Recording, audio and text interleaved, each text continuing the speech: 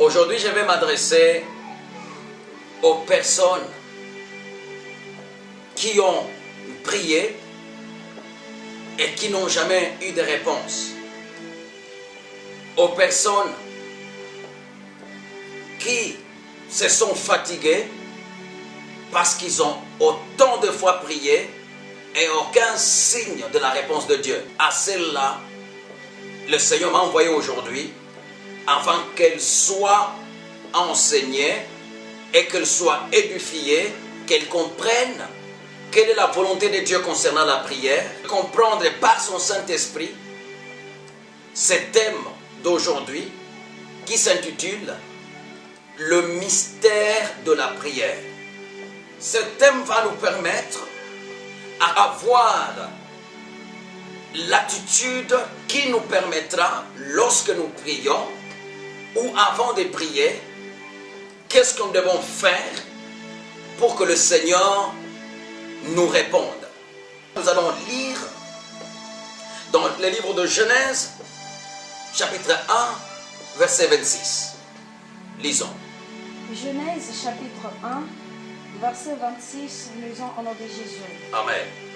Puis Dieu dit, Kisha Mungu akasema, faisons l'homme à notre image, tuumbe muntu kwa mfano wetu selon notre ressemblance, wa kutufanana, et qu'il domine sur le poisson de la mer, atawale pasamaki ya bahari, sur les oiseaux du ciel, ndege za anga, sur les bétails, bivuko, sur toute la terre, banyama na bulongo yote au dunia yote, et sur tous les reptiles qui rampent sur la terre. na pa viumbe vyote vile vinatawala au vinatembea pa bulongo.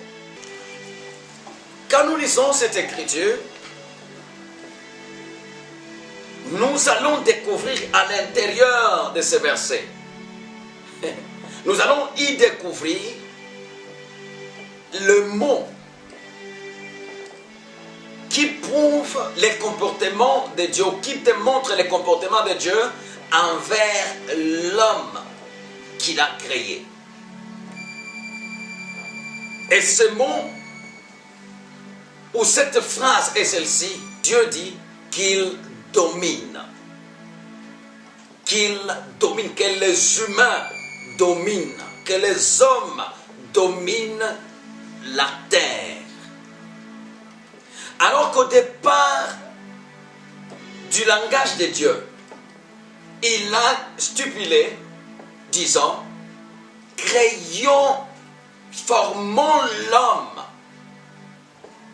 à notre image, à notre ressemblance. Mais après ce langage, Dieu change sa façon de parler. Au lieu de dire que nous dominions, il dit qu'il domine. Que les hommes dominent la terre. À ce moment, ça nous prouve que Dieu a décidé de donner la responsabilité de la terre à l'homme ou aux hommes qu'il a créés. Il a décidé de laisser la gestion de la terre à l'homme ou aux hommes qu'il a créés. C'est pour cette raison qu'il est nécessaire, impératif à nous qui sommes chrétiens ou à tout homme qui a été créé à l'image de Dieu, à la ressemblance de Dieu, de savoir prier. Quand est-ce qu'il faut prier? Comment il faut prier? Parce que beaucoup d'entre nous, nous ne savons pas prier, mais nous allons dans des églises où nous prions ce que nous considérons que c'est la prière.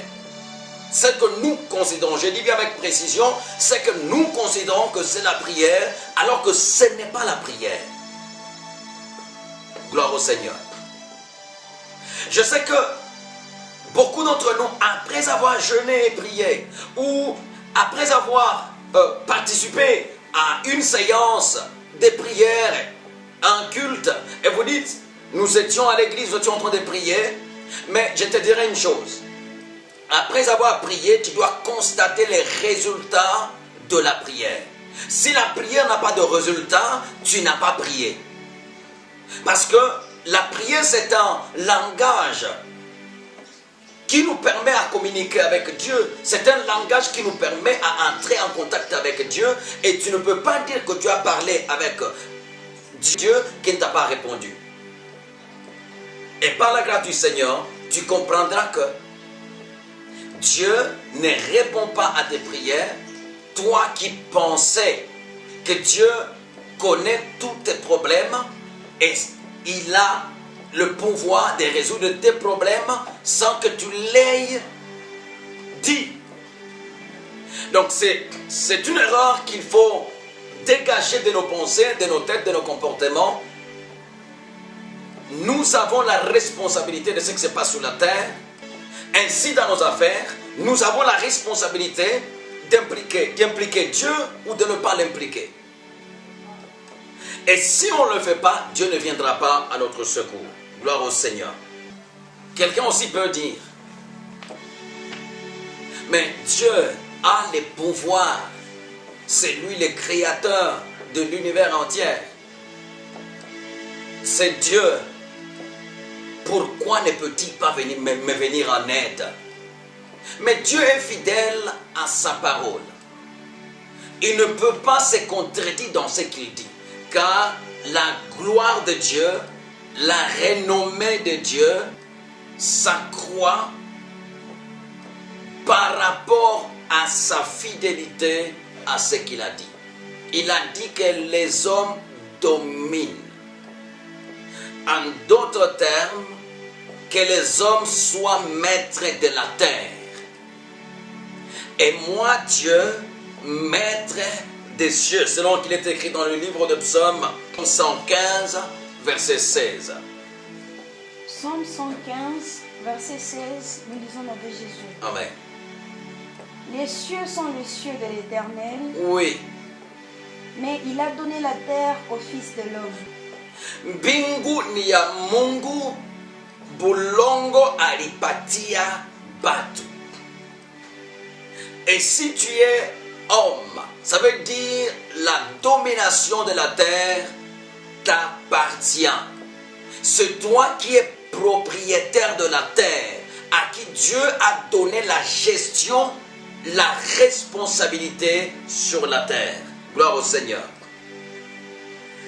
Et cette responsabilité nous pousse à comprendre qu'on ne peut pas, que nous n'avons pas à se plaindre contre Dieu si il n'agit pas dans nos affaires, alors que nous ne lui avons pas fait part de ce qui se passe dans nos vies.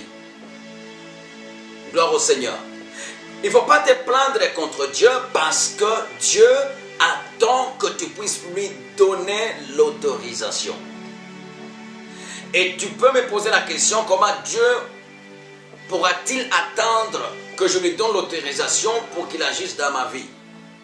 Je veux te donner un exemple pratique, toujours dans le livre de Genèse. Tu vas trouver que Adam et Ève, quand ils ont péché, la Bible dit, lorsque Dieu est venu, il a appelé. Dieu a commencé à appeler Adam. Où es-tu? Où es-tu, Adam? Où es-tu? Jusqu'à ce que Adam ait décidé de dire, Seigneur, je me suis caché. C'est alors que l'Éternel a continué à parler avec Adam. Tu comprends? Si Adam n'a pas donné l'autorisation, s'il n'a pas répondu, s'il n'a pas dit à Dieu que je me suis caché, Dieu ne pouvait pas continuer à parler. Et on va encore dans Luc chapitre 1, verset 26 à 39. Comment Dieu a demandé l'autorisation pour venir sur la terre. Lisons.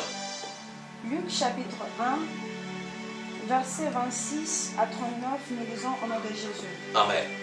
Au 6e mois, l'ange Gabriel fut envoyé par Dieu Oui. dans une ville de Galilée appelée Nazareth, Oui.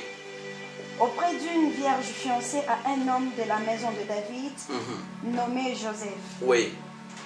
Le nom de la vierge était Marie.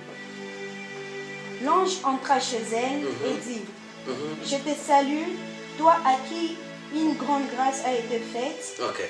Le Seigneur est avec toi. Oui. Troublée par cette parole, Marie se demandait ce que pouvait signifier une telle salutation. L'ange lui dit, ne crains point, Marie, car tu as trouvé grâce devant Dieu. Oui. Et voici, tu deviendras enceinte et tu enfanteras un fils et tu lui donneras le nom de Jésus. Oui. Il sera grand et sera appelé fils du Très-Haut et le Seigneur Dieu lui donnera le trône de David, son père. Oui. Il régnera sur la maison de Jacob éternellement Oui. et son règne n'aura point de fin. Marie dit à l'ange, Oui. comment cela se fera-t-il puisque je ne connais point d'homme? L'ange lui répondit, le Saint-Esprit viendra sur toi et la puissance du Très-Haut te couvrira de son ombre. Oui. C'est pourquoi le Saint-Enfant qui naîtra de toi sera appelé Fils de Dieu. Voici Élisabeth, ta parente, a conçu, elle aussi, un fils en sa vieillesse, et celle qui était appelée stérile est dans son 6e mois. Car rien n'est impossible à Dieu. Marie dit, je suis la servante du Seigneur, qu'il me soit fait selon ta parole. Et l'ange la quitta. Dans ce même temps, Marie s'éleva et s'en alla en hâte vers les montagnes, dans une ville de Juda. Amen. Alléluia. Que le Seigneur soit loué. Que Dieu soit béni. Que Dieu soit béni. En lisant ces écritures, c'est dans sa prophétie dans le livre de Genèse, où il a promis à Satan que de la femme naîtra un fils qui t'écrasera la tête. Dieu, selon cette prophétie, il s'est décidé de venir sur la terre. Alors, tu comprends une chose, Dieu n'a pas voulu venir sauver l'homme juste en apparaissant subitement sur la terre. Il fallait qu'il utilise les lois qui régissent la terre. Parmi ces lois, il y a avoir les corps pour vivre sur la terre. Et Dieu a envoyé Gabriel. Dieu a envoyé Gabriel chez Marie pour lui dire, tu seras enceinte d'un enfant qui naîtra, le Sauveur. Et ce qui m'intéresse dans cette écriture, c'est que jusqu'à ce que Marie ait accepté, c'est alors que l'ange lui quitta.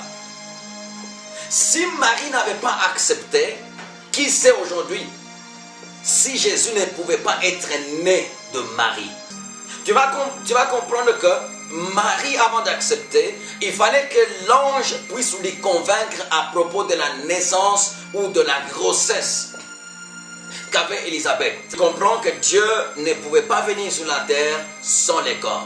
Même aujourd'hui, tous ces démons qui sont en train de posséder des gens, les possèdent parce que les démons ont besoin d'un corps où habiter. C'est la raison pour laquelle ces démons ou Satan lui-même a séduit Adam et Ève pour qu'il ait accès au domaine de la terre, qu'il ait accès aux affaires de la terre, parce que Satan veut utiliser l'homme pour faire tout ce qu'il veut sur la terre.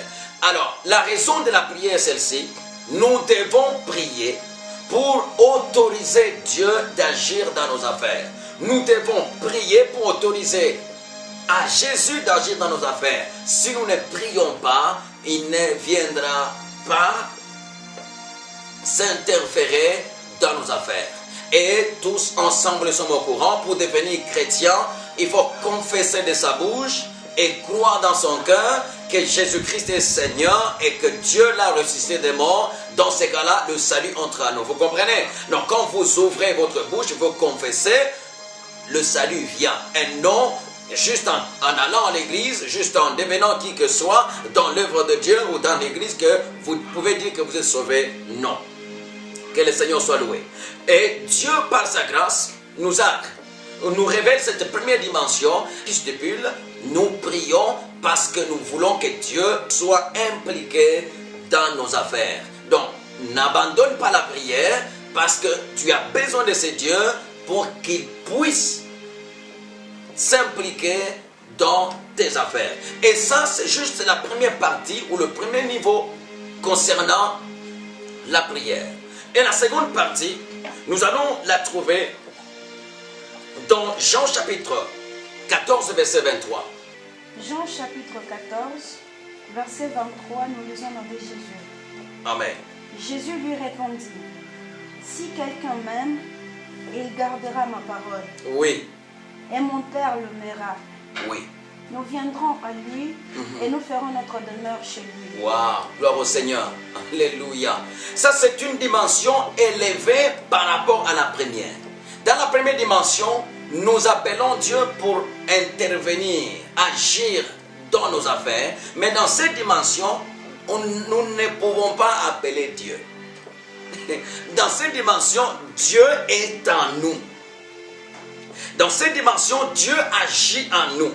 Dieu agit à travers nous.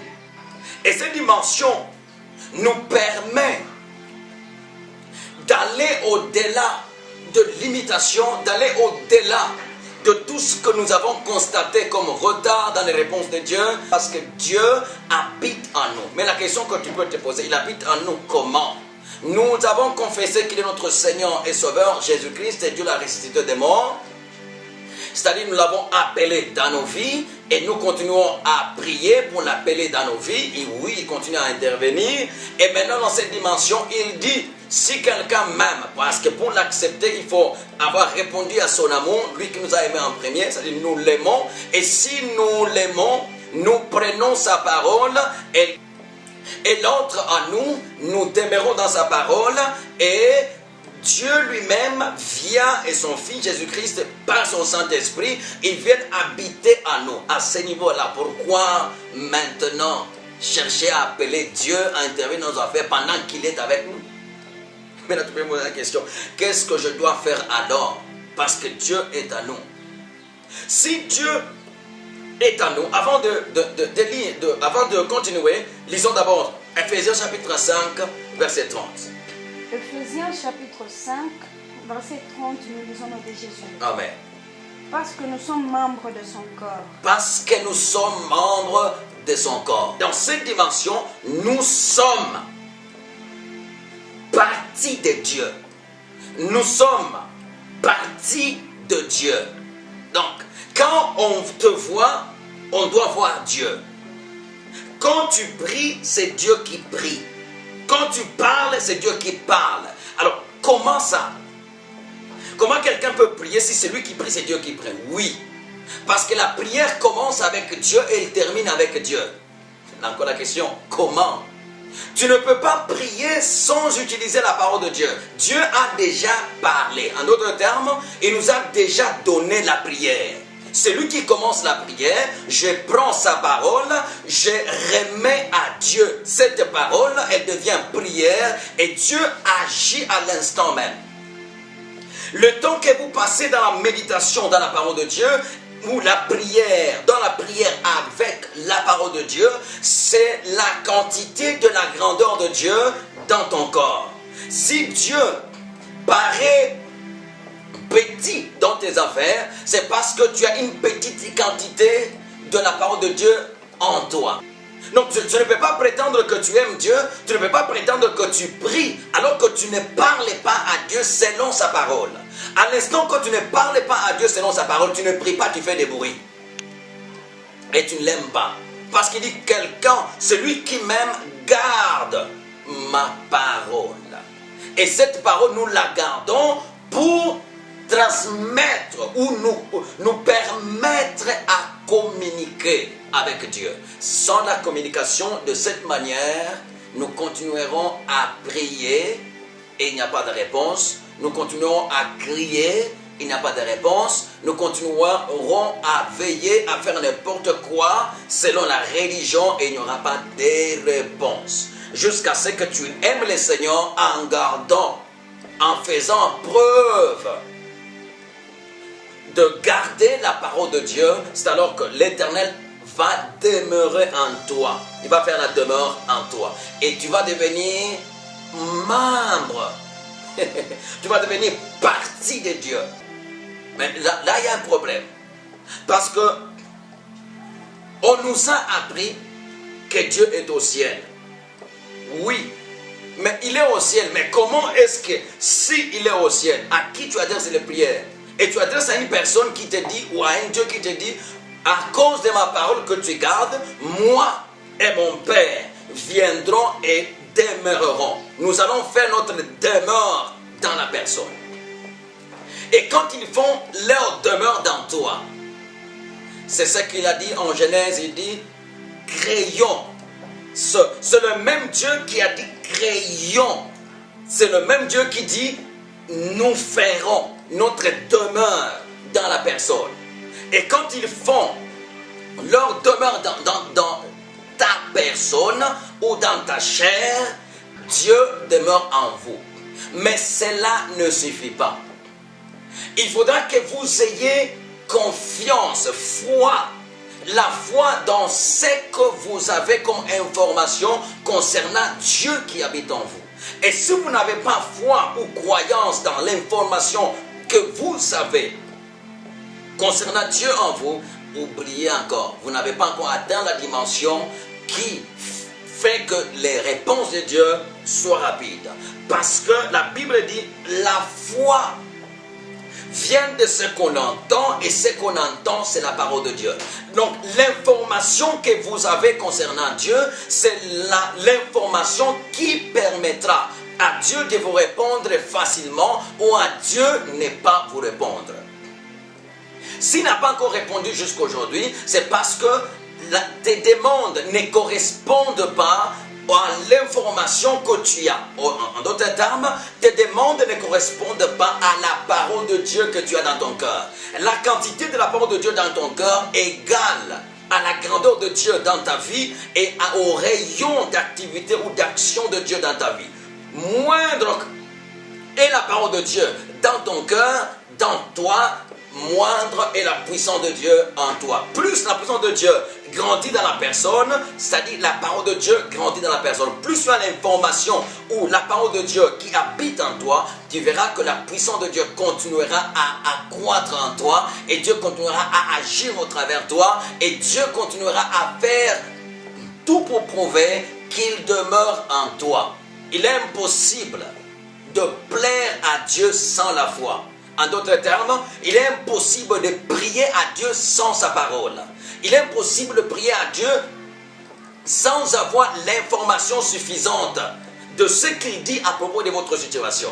Il y a de malades qui sont en train de prier à Dieu que Dieu le guérisse, mais l'information dans leur cœur n'est pas celle de la parole de Dieu, c'est l'information de ceux du monde qui ont parlé concernant leur maladie.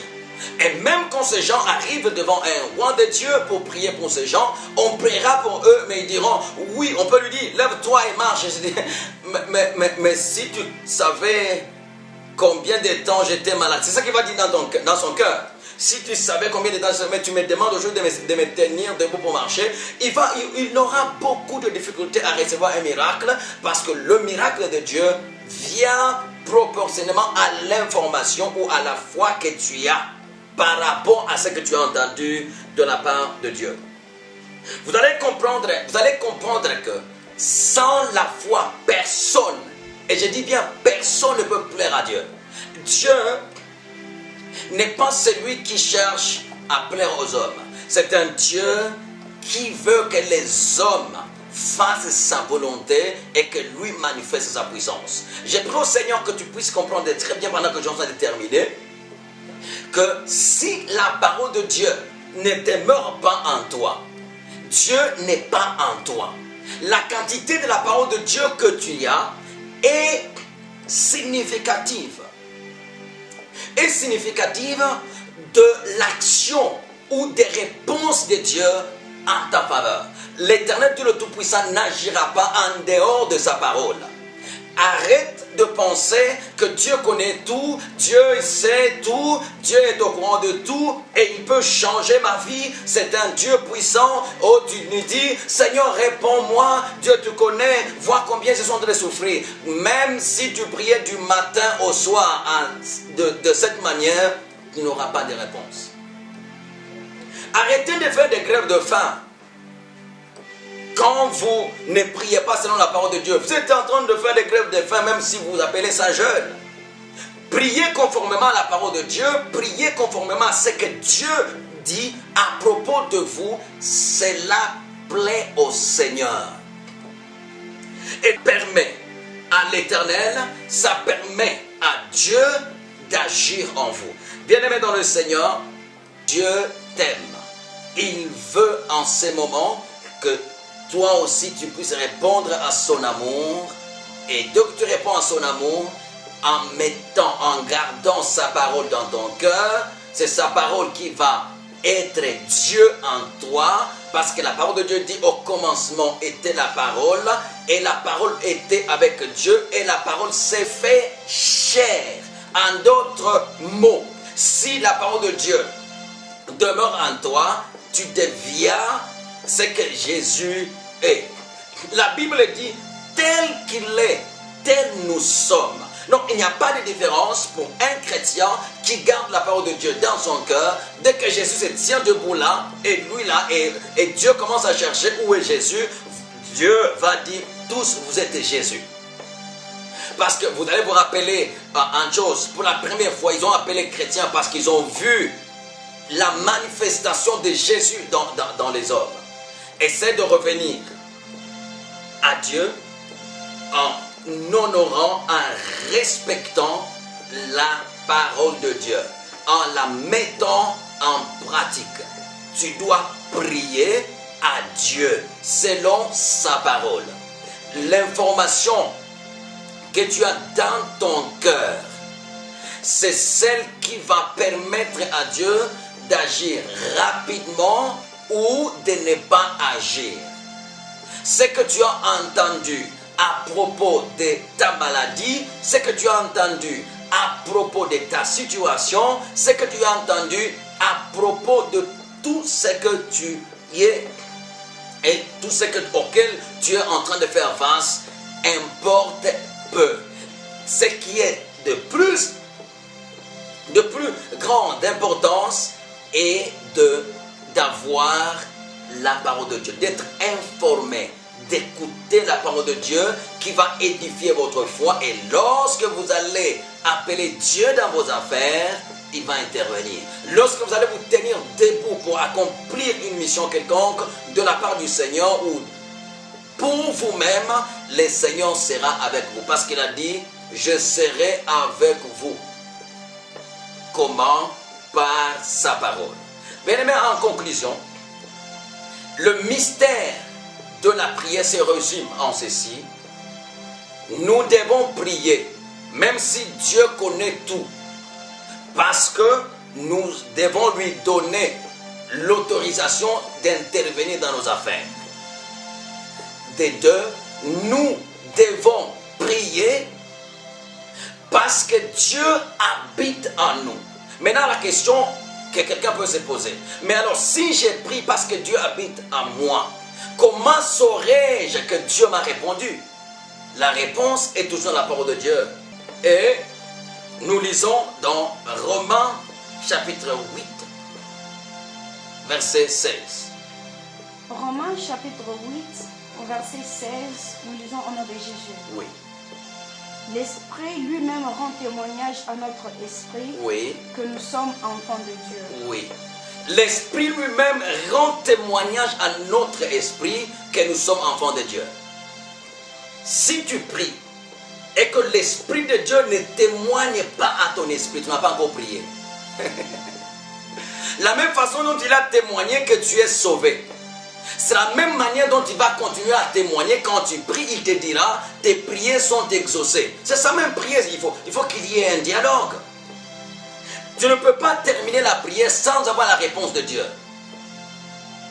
Ça, c'est inquiétant pour certains qui prient et qui n'ont même pas de réponse et qui disent « Le Seigneur m'a exaucé ». Mais si Dieu habite en toi, pourquoi ne peut-il pas prouver qu'il t'a exaucé parce qu'il est en toi? Il n'est pas celui qu'il faut appeler pour qu'il vienne. Il y a une différence. Quand la parole de Dieu demeure en toi, tu ne vas pas l'appeler pour venir. Il est en toi. Donc, dès que tu pries, tu lui dis « Seigneur, voici ma situation, 1, 2, 3. » Il va revenir pour te dire « Ton problème est résolu. » Dans ton esprit. Il va témoigner dans ton esprit que tu as bien prié et Dieu t'a exaucé. C'est la manière dont tu auras la réponse de Dieu, dans ton esprit. Parce que tout ce qui se fait en dehors de la foi, ça ne peut pas pleurer à Dieu.